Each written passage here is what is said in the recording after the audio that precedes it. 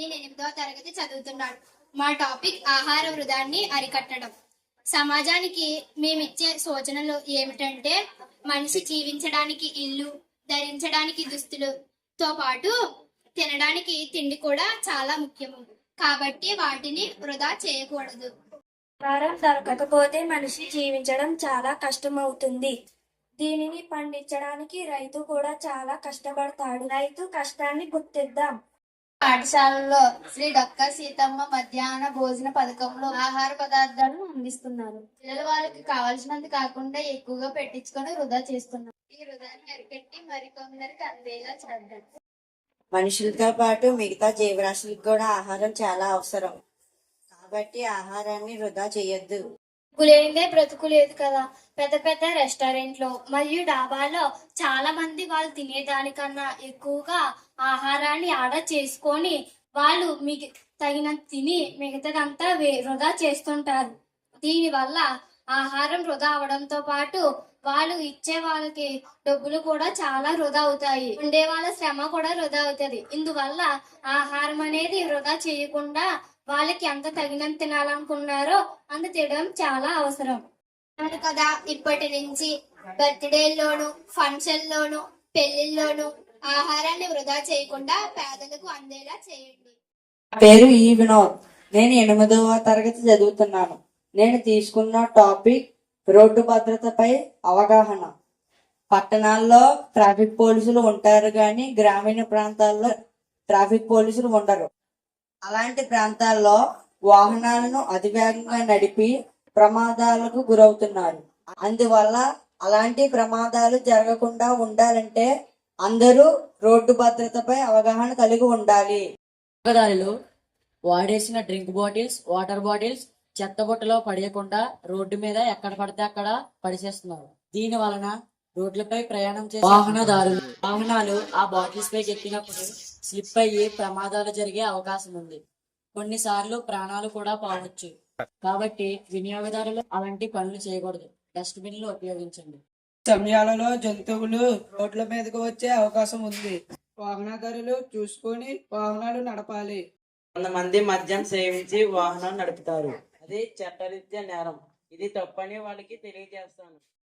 My name is D Anandi. మనం ఇప్పుడు మాట్లాడుకుంటుంది విద్యుత్ శక్తిని ఎలా ఆదా చేయటం. అందరూ ఇంటి నుంచి బయటికి వెళ్ళేటప్పుడు ఇంట్లో ఉండే లైట్లు, ఫ్యాన్లు, టీవీ ఆపడం మర్చిపోతారు. దీని వలన విద్యుత్ వృధా అవుతుంది.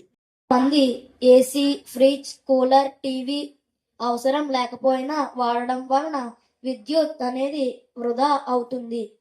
అలాంటి వృధాను అరికట్టాలి. ఇళ్లలో మోటార్ ఆన్ చేసి వదిలేయడం వలన నీరు మరియు విద్యుత్ రెండు వృధా అవుతున్నాయి. అలాంటి వాటిని అరికట్టాలి. ఫ్యాక్టరీలలో విద్యుత్ అధిక వినియోగం వలన విద్యుత్ వృధా అవుతుంది. ఈ వృధాను అరికడితే చాలా మందికి ప్రయోజనం ఉంటుంది. చాలా మంది ఇళ్లలో ఫోన్స్, ట్యాబ్స్ మరియు ల్యాప్టాప్స్ ఛార్జింగ్ పెట్టి తీసేటప్పుడు స్విచ్ ఆఫ్ చేయడం మర్చిపోతున్నారు. అలాంటి సమయాల్లో ప్రమాదాలు జరిగే అవకాశం ఉంది. కాబట్టి అందరూ తగిన జాగ్రత్తలు పాటించండి. మేము 8వ తరగతి చదువుతున్నాము. మేము తీసుకున్న టాపిక్ పర్యావరణ పరిరక్షణ. అందరికీ ఆక్సిజన్ అవసరం కాబట్టి చెట్లను పెంచాలి. ప్లాస్టిక్ వాడడం వల్ల భూమిలోకి నీరు ఇంకడం చాలా కష్టం అవుతుంది. మనం ప్లాస్టిక్ వాడడం తగ్గించాలి. మనం బ్రతకాలంటే అందరికీ ఆక్సిజన్ అవసరమే కదా. అది చెట్ల నుంచే కదా వస్తుంది. అలాంటి చెట్లను నరకడం తప్పు కదా.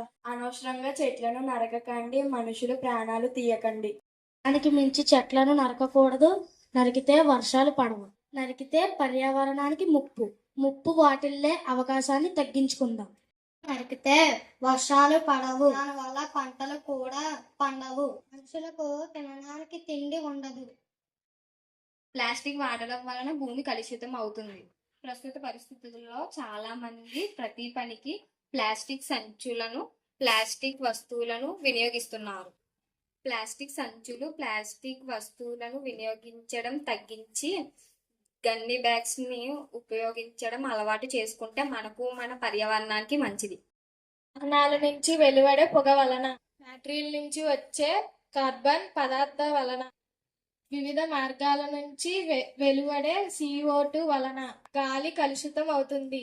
వాటన్నిటిని నియంత్రించడానికి ప్రభుత్వం చర్యలు తీసుకోవాలి. మేము 8వ తరగతి చదువుతున్నాము. మేము తీసుకున్న టాపిక్ పరిసరాల పరిశుభ్రత మరియు స్వచ్ఛ భారత్. సో రక్షిత అంటారు కదా, చెట్లను మనం రక్షిస్తే అవి మనల్ని రక్షిస్తాయి. రోడ్లను పరిశుభ్రంగా ఉంచాలి, పరిసరాలను పరిరక్షించాలి. ఇది అందరూ తెలుసుకో. పర్యావరణాన్ని కాపాడండి. రాష్ట్రాల్లో వ్యాపారస్తులు పాడైపోయిన కూరగాయలను ఎక్కడ పడితే అక్కడ పడేస్తున్నారు. వలన పర్యావరణం పాడవుతుంది. పరిసరాలను పరిశుభ్రంగా ఉంచుకుందాం. వాటర్ ప్యాకెట్లు, వాటర్ బాటిల్స్ ను వాడేసి రోడ్లపైన పడేస్తున్నారు. కాబట్టి అటువంటి చర్యలను నియంత్రించాలి. కాబట్టి ప్లాస్టిక్ వాడటం తగ్గించాలి, ఆరోగ్యాన్ని కాపాడాలి. మన ఊరిని, మన దేశాన్ని, మన ప్రపంచాన్ని కాపాడుకుందాం.